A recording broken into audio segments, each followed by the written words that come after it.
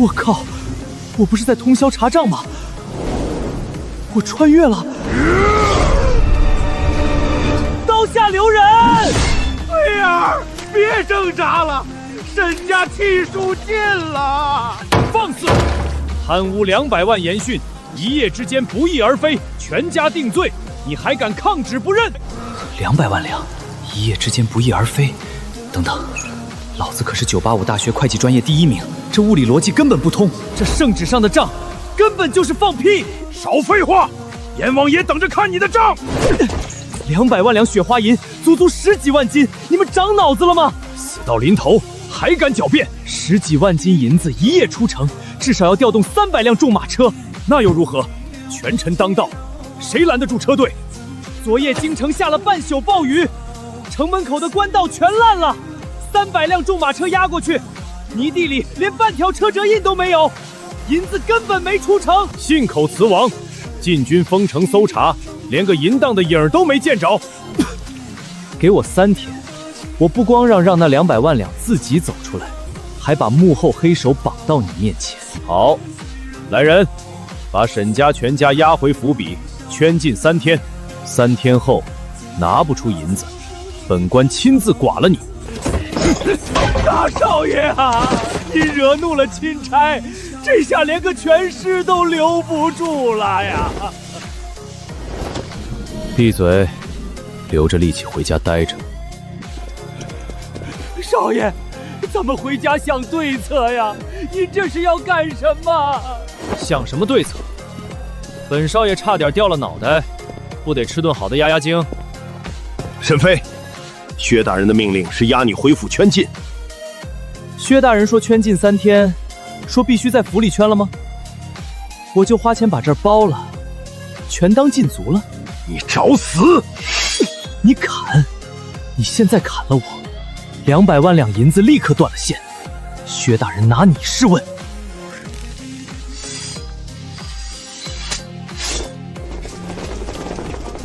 老婆呢？把你们这儿最红的头叫出来，好酒好菜全摆上。沈大少爷，您这身后跟着官爷，奴家这生意，这生意你做不做？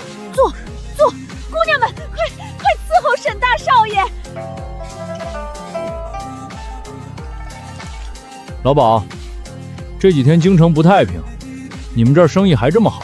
少爷您说笑了，这2天黑市米价翻了3倍，也就几位新冒出来的面生老板敢在奴家这儿撒钱。面生老板比本少爷还有钱，叫什么名字？都是些车马行、石料厂的管事。城南孙家车马行那个瘸腿孙，昨儿个刚砸了1000两，包了我们小翠。车马行的管事，1000两包场，有点意思。沈家列祖列宗啊！大少爷疯了，咱们沈家彻底完了！逆子啊！你还有脸回来？爹，您大半夜不睡觉荡秋千呢？沈飞，你这个畜生！全家人的命换来你在刑场逞能，你居然跑去醉仙阁听曲儿！小丫头片子，拿稳点，别戳着我。3天啊！你让我们这3天怎么活？我不如现在就死了干净。要死去外头死，别在堂屋挂着，晦气！沈飞，我杀了你！全家都给我听好，收起你们的眼泪和白绫。少爷，我明天还要去城外游山玩水，谁敢坏了我的心情，我现在就把他交出去砍了。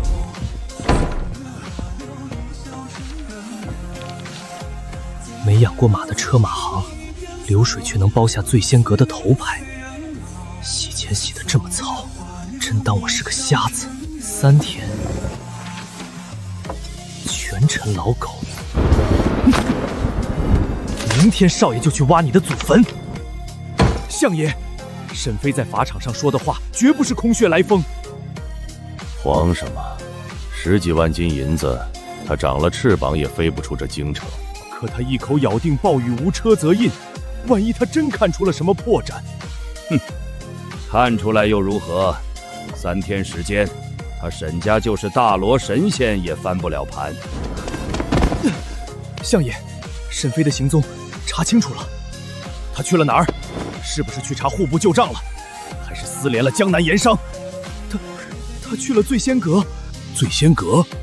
他去那儿见哪个线人？没见线人，大少爷包了场，点名要头牌弹曲儿。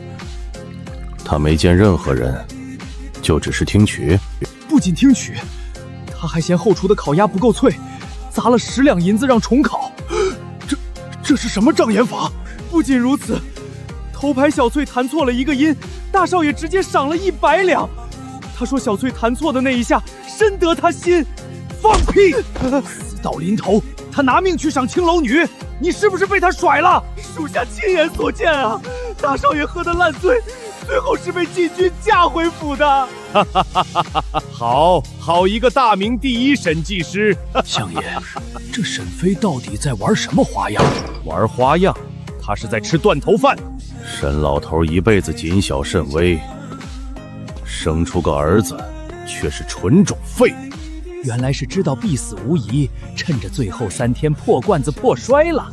传令下去，撤走他身边1半的暗哨，别浪费人力在一个死人身上。遵命。3天后，我要亲眼看着沈家满门抄斩，一个活口都不留。老爷气得下不来床，少爷又疯了。沈家的祖宗啊，保佑我们投个好胎吧。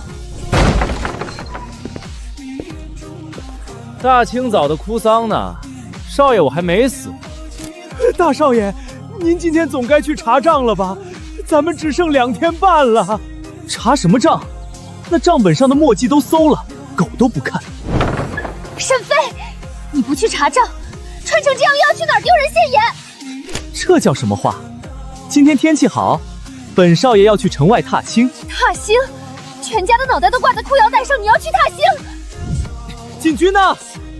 校尉大人死哪儿去了？沈飞，你又想耍什么花招？薛大人有令，你不得离开我们视线半步。对啊，所以你们得跟着我去城郊荒山踏青啊！你敢萧先生本官？窗外荒山鸟不拉屎，踏哪门子青？我乐意，你去不去？不去，我现在就撞死在这石阶上。200万两的线索可全在少爷我的脑子里。我死了，我看你回去怎么跟薛钦差交差。好，我倒要看看你这3天能踏出什么花来。老骨头，别烧纸了，去厨房提上食盒，跟少爷出城。造孽呀！我这是造了什么孽呀？少废话！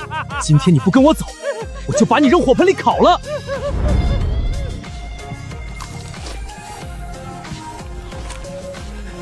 大少爷，外头全是金军和赵相的暗哨，咱们到底去城外干什么呀？你当我是真来游山玩石的？老骨头，你做了一辈子账，我问你，一家车马行最值钱的资产是什么？自然是好马和结实的大车。那如果一家车马行连1根马毛都没有，却能一夜之间豪掷千金呢？那是空壳，是用来走假账洗钱的黑窟窿。聪明。昨晚在醉仙阁，我已经摸清了京城1半的假账流水，但只有账没用，没有实物对冲，钱就是一堆数字。那咱们来城西这荒山野岭干什么？这里连个人鬼影子都没有。他们洗钱的手法太糙，200万两实心白银搬不远，不在账本上，就在这片脏兮兮的烂泥底下。你是说？本少爷今天差点掉了脑袋，这点排场不够。京城里还有谁比我更能砸钱？叫出来比比！哎呦，沈大少爷，您可是京城首富。不过嘛，这2天倒真有几个泥腿子阔绰的邪乎。泥腿子有多邪乎？城南那个开破车马行的瘸腿孙，连匹全须全眼的骡子都没有，昨儿个居然砸了1000两，包了小翠的场。没骡子的车马行1000两包场，还有谁？还有城西开石料厂的王麻子，平时抠搜的喝凉水，今天居然点名要喝20两一壶的女儿红。钱老板发财啊！这几天黑市米价翻了3倍，您没少赚吧？赚个屁！米价是涨了，可是他娘的运不进城啊！怎么，官道塌了？见鬼了！不知道是哪路神仙，把京城方圆百里的推车、拜带，还有防潮的生灰灰，全给买空了。连防潮的石灰都买空了，这是要囤什么大件货？谁知道？现在连运米的板车都租不到，真他娘的活见鬼！没有骡子的车马行暴富，石料场管事挥金如土，市面上的推车、麻袋、防潮石灰被扫荡一空，200万两盐税，防潮运输空壳洗钱，链条对上了。沈飞，你带着我们在这种鸟不拉屎的地方转了半个时辰，你到底在找什么？找风景啊！校尉大人没发现这里的泥产比别处更松软吗？我警告你，明天就是最后期限，找不到银子，我先在这里砍了你！军爷息怒啊！大少爷脑子有病，你别跟他一般见识。闭嘴！没看见少爷我正在细致吗？那猪圈旁有一只极品凤尾蝶，阿福，给我抓住它！少爷，那地方全是烂泥，脏得很啊！不去！我现在就让校尉大人砍了你！我去，少爷饶命！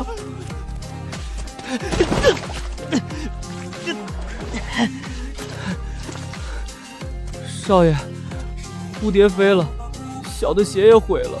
沈大少爷，你的极品蝴蝶呢？抓空气去了？废物，连只虫子都抓不到，给我滚一边去！算了，这破地方风太大，脏了本少爷的苏绣锦袍。你到底走不走？不走，我绑你回去！哼，回府，少爷，我今天心情不好，晚上要吃顿大的。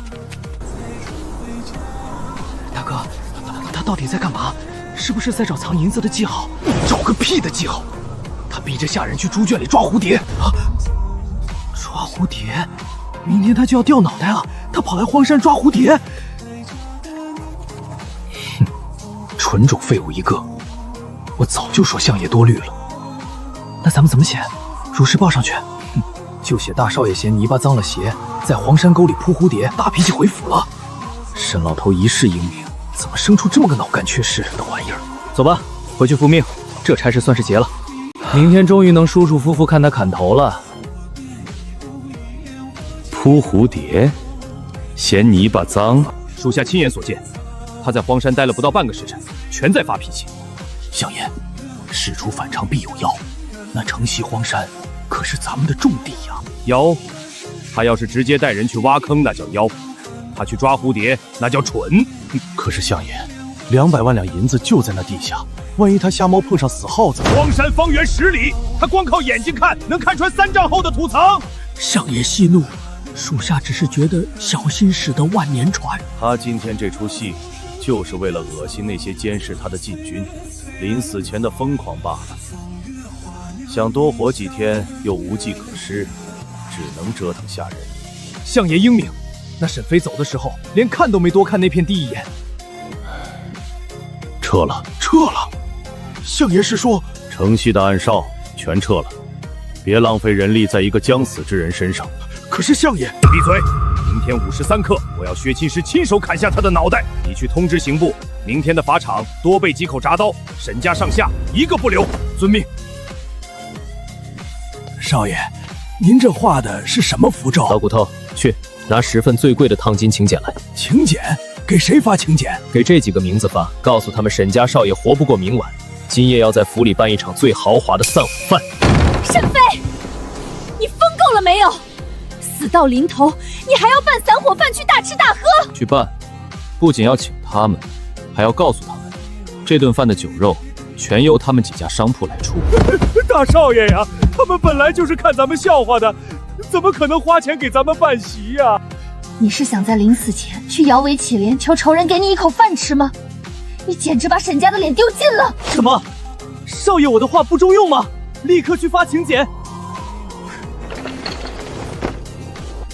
败家呀！那是沈家最后保命的3000两现银啊，全拿去买酒肉了。哎呦，沈大少爷，您这顿散伙餐排场可真够大的，拿沈家最后的棺材本请咱们喝酒。沈少爷这算盘打的可比咱们这些生意人还精啊！棺材本嘛，生不带来，死不带去。几位老板既然肯赏脸，就别站着了，入席吧。吃，干嘛不吃？过了今晚，沈少爷怕是连口骚水都喝不上了。各位，饭不能白吃。今晚，少爷我不仅要慌着棺材本，还要跟各位做一笔大买卖。沈少爷，你明天就要上法场了，还做什么买卖？正因为明天要上路了，我才要在今晚把地下那座阴宅好好修缮一番。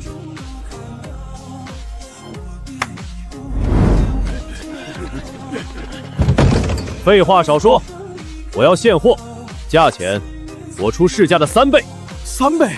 沈少爷，你要买什么？李掌柜，你是做米粮的，我要1000条装米的空麻袋，半个时辰内能送到吗？能。小人的库房就在城东，200步就到。伙计们腿脚快，1炷香就能送来。阿福，跟他去点货，货到付款，绝不拖欠。多谢沈少爷，小人这就去办。那么，孙老板、王老板，轮到你们了。你看我干什么？你要石头给你打棺材吗？2万斤，大半夜的，我去哪儿给你弄2万斤石灰？你昨天在青楼吹嘘，库房里压着10万斤石灰，怎么嫌3倍的价钱不够？不是钱的事儿，是库房的钥匙在我小舅子那儿。对，他今晚出城了。好一个出城了！孙老板，你的车马行号称京城第一，我要100辆重型团车，立刻调来。这不巧了吗？昨天刚接了个大活，车全都租给盐商了。租出去了？好，阿福，去把薛钦差请来。你疯了！这跟薛大人有什么关系？按大明律例，大宗车马租赁必有官府备陈的红契，你拿不出车，把契书拿来给我看看。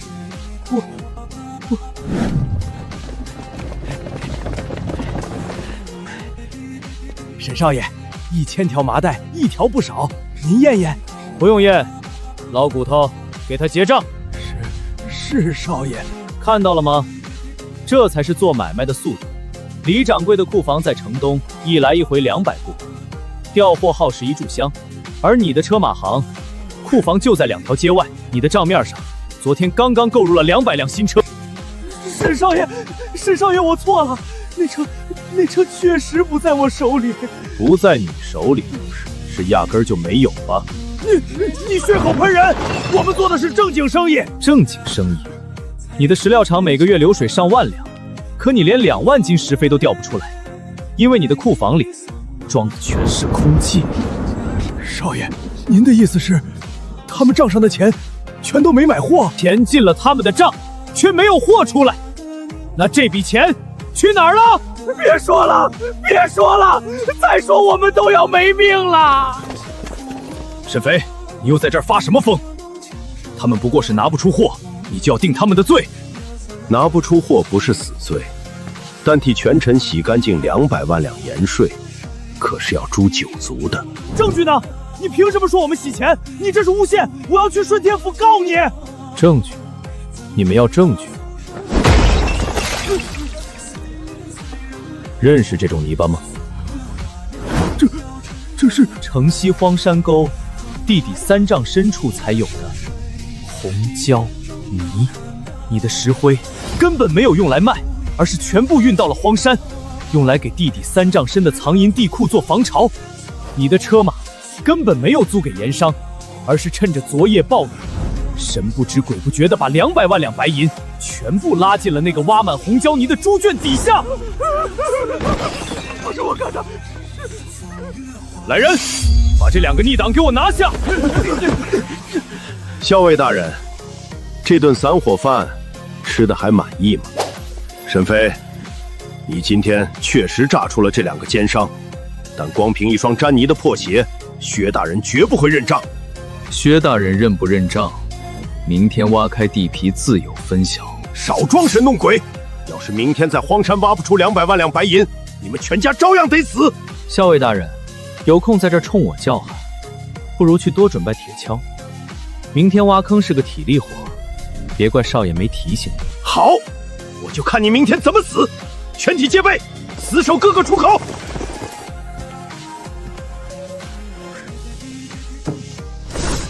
别动！长本事了，学会背后偷袭了。你刚才在院子里，是在拿全家的命豪赌。你用一双破鞋炸得他们狗咬狗，可要是明天荒山地下没有银子呢？云儿，你觉得少爷我是在炸他？难道不是吗？你凭什么烂锭银子就在那片烂猪圈底下？你连坑都没挖！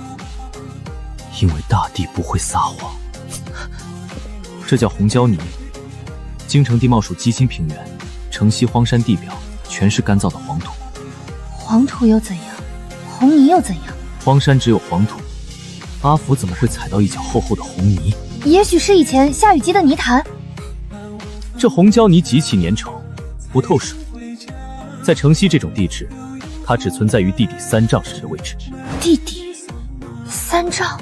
没错，3丈。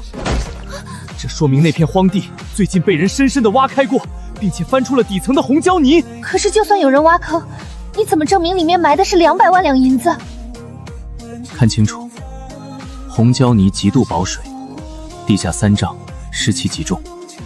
如果你要把容易氧化的银锭、极其容易霉变的装银麻袋埋在地下，你怎么防潮？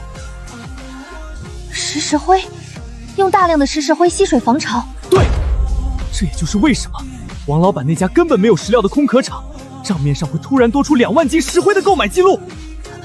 天哪！空壳车马行运银子，空壳石料厂运石灰防潮，逻辑闭环，物理痕迹与账面缺口完美咬合，这不是赌博，这是定点爆破。哥，你到底是谁？你以前那些纨绔都是装出来的。装纨绔多舒服啊！要不是刀架在脖子上，少爷我才懒得动脑子。回去睡觉吧，养足精神。明天早上，少爷带你去看戏。我都听哥的。大少爷，时辰快到了，外头的禁军已经开始磨刀了。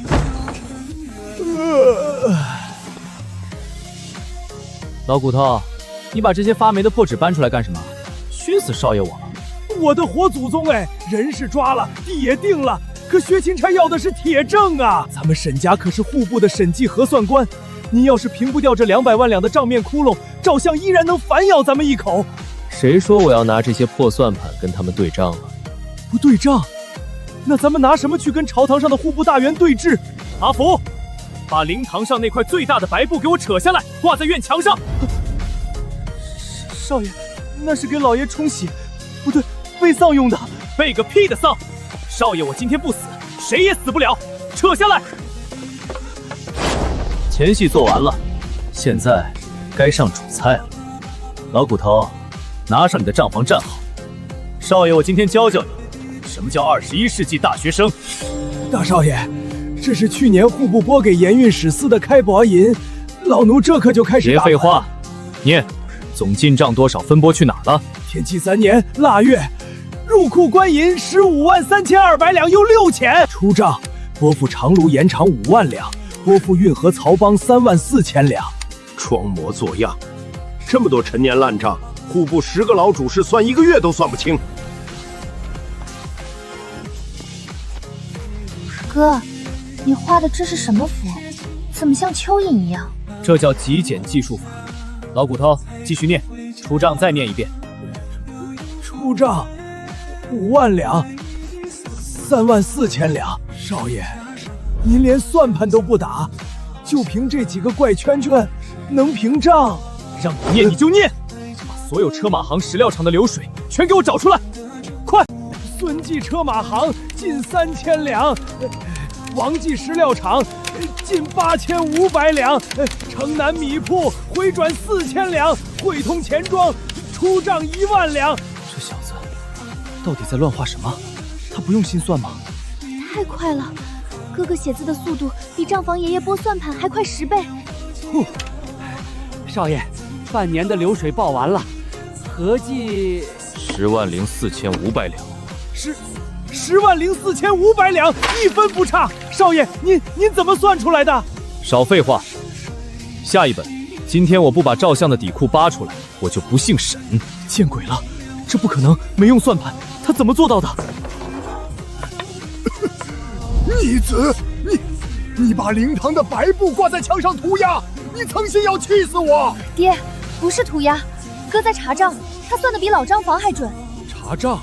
老李，他在查账。老爷，大少爷是神仙啊！他画的那个诡异字形格子，简直是账房的祖宗。爹，醒了就找个地方坐好，马上就平账了。这左边一堆，右边一堆，这是什么记账法？左边是进，右边是出。不管他们怎么做假账，只要钱流过，左边和右边的总数必须绝对相等。有进必有出，这种记账法无懈可击。沈飞，你画再多鬼画符也没用。薛大人要的是200万两白银的下落。急什么？狐狸尾巴马上就要露出来了。沈飞，时辰到，你拿不出银子，全家就地正法。完了，沈家绝后了！不准碰我哥，要杀先杀我！杀我！睁开你们的狗眼看看！看什么？老骨头，大声告诉他们，这13家空壳商铺过去半个月总进账是多少？总进账208万两。总出账呢？他们买货的花销是多少？没有，1两都没有，全是大窟窿。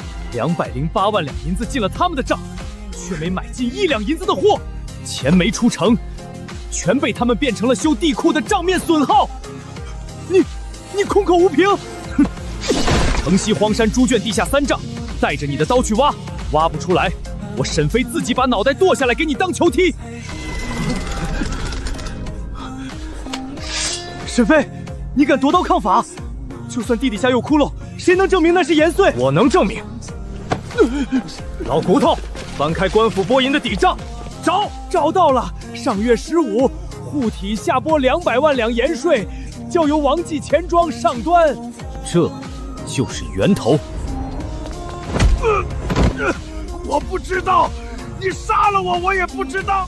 嘴硬，这是我在醉仙阁套出来的情报。上月16，也就是拨银的第2天，你孙家车马行的账上凭空多出10万两。他说的是真的，分毫不差。上月16，确实有一笔10万两的进账，那是别人还我的借款。借款？谁借的？哪家钱庄走的水？是王记钱庄。第1条线连上。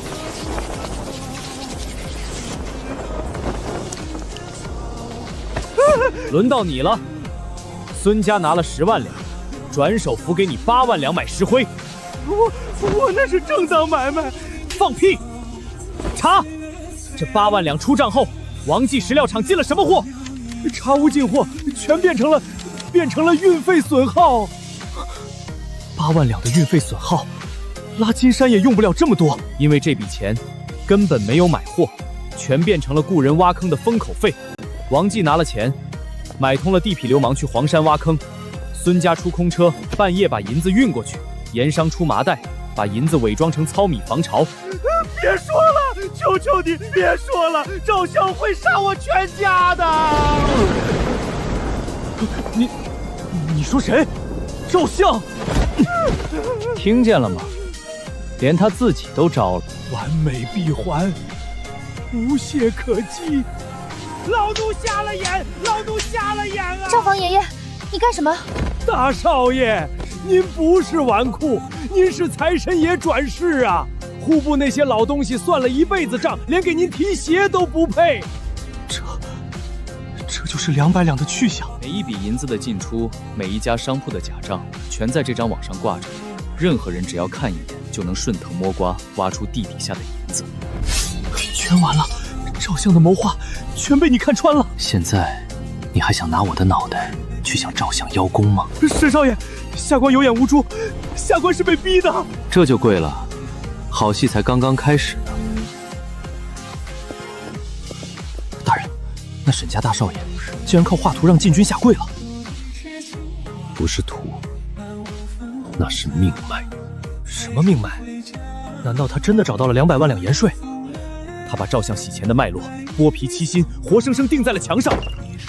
此子哪里是纨绔，他简直是一把能剖开整个大明官场黑幕的妖刀。大人，禁军似乎被策反了，我们要不要现在冲进去拿人？不急，证据虽然成型，但沈府外头全是赵相的死士。沈妃，你既然能布下这惊天大局，本官倒要看看你打算怎么把消息传递给本官。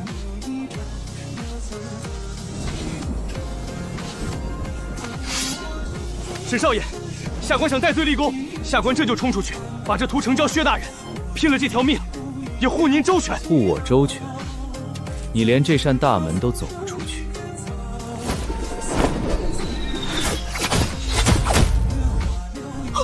军用连弩，这是赵相的死士。哥，他们把咱们家包围了，他们根本没打算让咱们活到明天。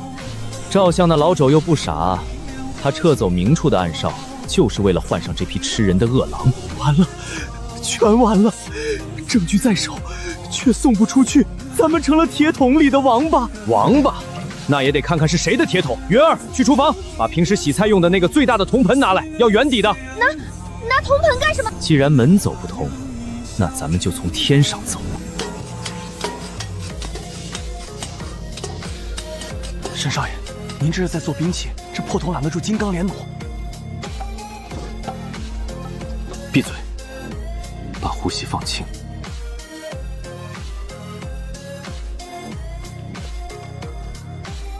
哥，你在听什么？外面全都是风声啊！你自己听，盯紧点儿，连只苍蝇都不能放出去。放心吧，弓弩手已经封死了前门和侧门，后墙这边是死角，不用管。今晚子时换防，等明天午时一到，直接冲进去屠满门。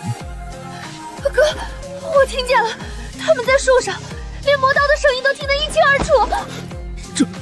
这是什么妖法？隔着几丈厚的青砖墙，声音怎么会跑到这竹筒里来？这叫掏物面具音，少见多怪。听清楚他们的盲区在哪儿了吗？听清了，前门侧门被弓弩手死守，后墙老槐树下是视野盲区。很好，既然后墙是盲区，那阁楼的南窗就是咱们发报的最高战地。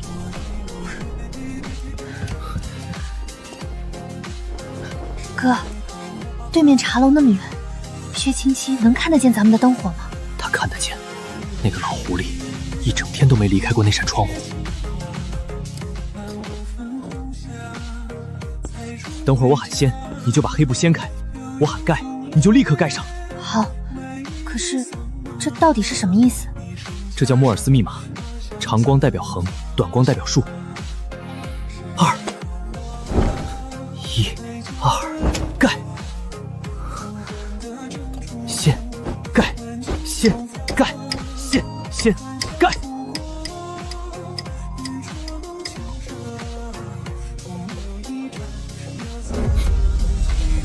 那是灯火。大人，神父在打暗号，是不是赵相的死士在联络？闭嘴，别挡着。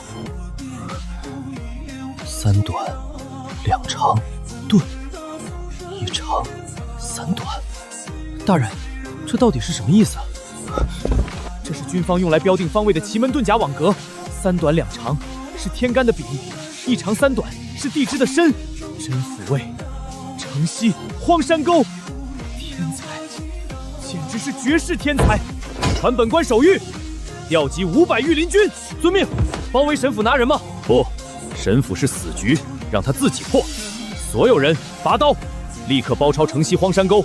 本官今晚要活捉赵相的狐狸尾巴。相爷，5时3刻已到，薛钦差至今未见人影。薛钦差是个聪明人，知道这案子水深，躲起来避嫌了。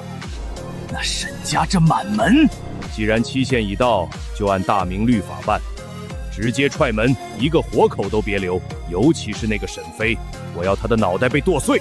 属下遵命，定让沈家鸡犬不留。办得漂亮点儿，别别让人看出是咱们私自动的手，就说是他沈飞抗拒执法，就地正法。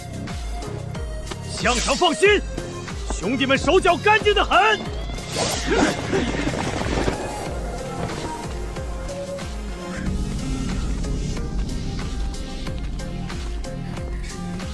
列祖列宗啊，阴兵来索命了，沈家今天算是走到头了。哥，你听见外面的声音了吗？他们来了。是吗？这包子趁热吃才香。云儿，你要不要来一口？哥，刀都架在脖子上了，你还在吃？逆子，你这个逆子，死到临头，你连句遗言都没有吗？遗言那玩意儿是留给死人的。少爷，我长命百岁，用不着。少爷，您画的这张天网图再厉害，也挡不住外头的鬼头刀啊！谁说我要用不挡刀了？这图是用来糊他们脸的。哥，退后！站稳了，别溅一身血。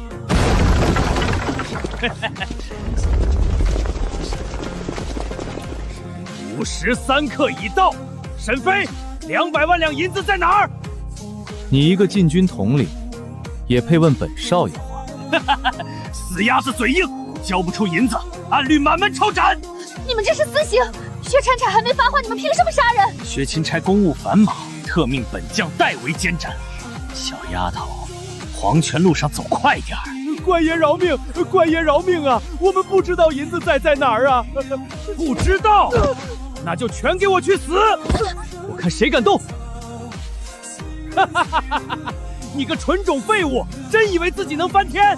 兄弟们，给我砍！男的剁碎，女的留活口！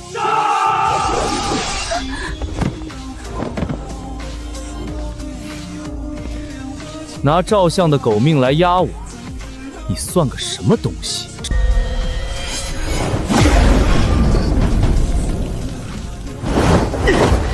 给老子狗眼看清楚！什么鬼东西？滚开！这是你主子照相的催命符，13家空壳商铺倒账洗钱，200万两盐税，全被你们洗进了城西黄山沟的猪圈底下。你怎么可能知道？你明明只是在抓蝴蝶！抓蝴蝶？只有你们这群不长脑子的猪，才以为我在抓蝴蝶。红胶泥、生石灰、空车马，全套证据，老子闭着眼睛都能拼出来。统领，他画的路线全是对的，咱们埋银子的点被看穿了。不，绝不能让这东西传出去！杀了他，立刻杀了他，图全烧掉！杀我？统领大人，你不去拿贼，倒在这杀良冒功吗？老子今天就是要杀良冒功，砍碎他！谁敢动他一根汗毛，本官诛他9族！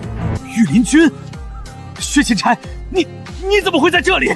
本官奉皇命监察百官，尔等乱臣贼子，也敢在本官面前放肆！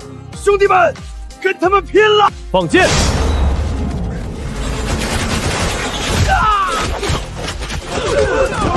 薛大人，这是误会，下官是奉令行事。奉那个把国库搬空的照相的令吗？薛大人，您终于来了。沈少爷，本官没来迟吧？迟倒是没迟，就是错过了少爷我刚才英明神武的演讲。这就是你用那极简频率传给本官的天网？一点现代不对，一点审计学的小把戏罢了。你画在阁楼上的那3个字“荒山沟”，本官已经看懂了。既然看懂了，薛大人还不去城西挖地手？哈哈哈哈哈哈！不瞒沈少爷，本官昨夜就已调集500精锐，此刻城西荒山恐怕已经被翻了个底朝天了。相爷，不好了，是御林军，薛钦差带人把神府给围了。你说什么？薛钦差不是躲起来了吗？他怎么敢调动御林军？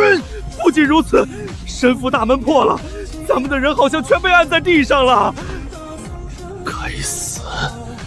这小畜生难道真的看破了什么？走，立刻回府，调集所有府兵死守。好吧，老狐狸，你的坟坑我已经替你挖好了。沈少爷，本官昨夜就已派人暗中封锁了黄山外围，就等此刻收网。薛大人动作挺快，不过赵相那条老狗嗅觉很灵，咱们得再快点。哼！全军急行，半个时辰内必须包围城西黄山。全完了，赵相的死局居然被一个纨绔用3天时间彻底掀翻了。快挖！相爷下了死命令，必须在天黑前把东西转移。大哥，昨天不是说那沈飞是个废物吗？怎么相爷突然急眼了？少废话！相爷说沈府那边出了乱子，这批货要是出点差错，咱们全得掉脑袋。这破红胶泥怎么这么黏，敲都拔不出来了。挖到了，是防潮的生石灰层，下面就是大箱子。快，拿绳子来，把石墨灰扒开。大哥，石库银200万两啊，咱们发财了！发娘的财，这是相爷的钱，赶紧套绳子拉上去。大胆狂徒，光天化日之下，竟敢盗掘国库重银！御林军，完了，咱们被包饺子了！几位，昨天看本少爷扑蝴蝶，看得可还开心啊？是你昨天不是在发疯？发疯？少爷，我昨天站的位置跟你们现在挖坑的位置差了哪怕半步吗？定点勘探，你昨天是在定坐标？还不算太蠢，可惜反应太慢了。全军听令，立刻拿下！胆敢反抗者，就地格杀！砸开！给本官砸开！找到了，真的找到了！户部官造，天启3年秋，是盐税，真的是那200万两盐税！纯种废物，原来我们才是纯种废物！3天，你用吃喝嫖赌把相爷3年的布局扒得连底裤都不剩，你是魔鬼！你们输的不亏，毕竟面对的可是21世纪的优秀大学生。回去告诉赵相，洗钱他太业余了。沈少爷，3天前在法场是本官瞎了眼，沈少爷真乃神人也。薛大人客气了。不过银子虽然挖出来了，但赵相可还没认罪呢。人赃并获，他的死士全被拿下了，他还能如何抵赖？赵相权倾朝野，这些死士他大可以说是不知情的家奴私自调卖。那依沈少爷之见，这案子还没办成铁案。铁案，我要办的是让他永不翻身的死案。明天早朝，我要当着文武百官的面，用他自己的账本，把他的脸皮活生生扒下来。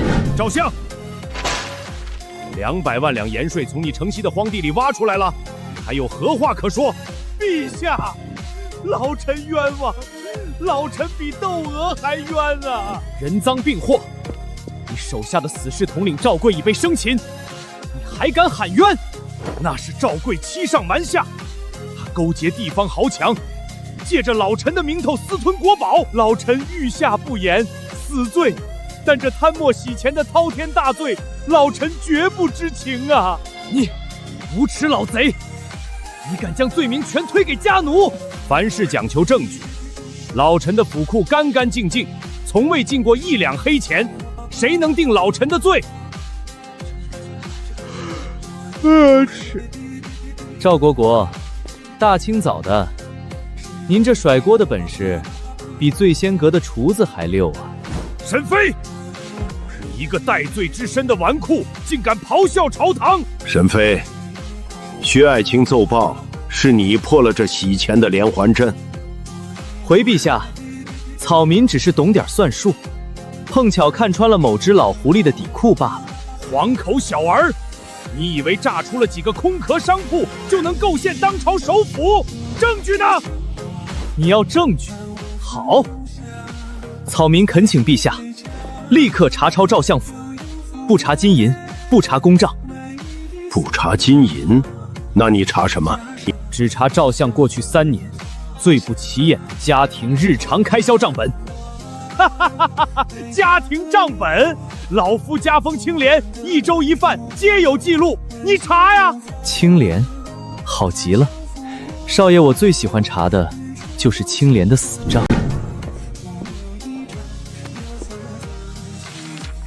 沈飞，你看得懂吗？老夫府上每天买几斤白菜，难道也能洗出200万两？白菜洗不出，但木头可以。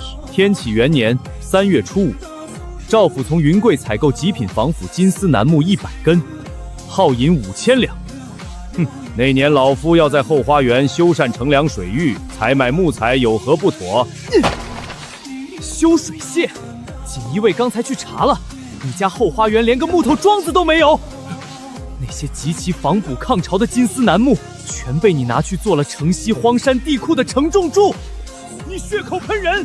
木头用了就用了，这算什么证据？不仅是木头，天启2年10月，你府上突发恶疾，一夜之间暴毙了10名身强力壮的家丁，你发了整整500两的丧葬费。那是染了10币，老夫体恤下人。10亿！太医院的脉案上，那一年京城根本没有瘟疫，这10个人就是替你挖深坑、造地库的苦命。地库一成，你就将他们活埋在地底灭口。这500两是给他们家属的封口费。启禀陛下，微臣昨夜查抄荒山，却在红胶泥中挖出10具成年男性的枯骨。你连这都知道？这在现代，哦不，在审计学里叫穿透审计。你以为把大帐拆碎了，伪装成修房子、死家姜、买药材的日常开销，就能瞒天过海？只要资金流过，就必定留下痕迹。逻辑闭环已成，你出局了。老夫筹谋3年，天衣无缝，怎么会败在你一个顽固手里？天网恢恢，疏而不漏。来人，将这国贼拨去朝府，打入死牢，诛9族。沈家列祖列宗保佑啊！我沈家终于又活过来了。爹，这全靠哥哥。哥哥在金銮殿上把那个大奸臣骂得尿裤子了，太帅了！大少爷是天曲星下凡，是咱们沈家几辈子修来的福气呀！查个破账，累死少爷我了。这点脑细胞，起码得吃3只烤乳猪才能补回来。哥，你想吃什么？我亲自下厨给你做。吃什么家常菜？少爷，我要去吃最贵的。走，去醉仙阁。少爷，我今天不仅要听曲儿，还要让头牌给我捏脚。行，菲儿想去哪儿就去哪儿，沈家现在有的是钱。大少爷，带上，今晚把整个醉仙阁买下来，不够老奴再去账房给您治。这大明朝的账算平了，少爷我潇洒去也。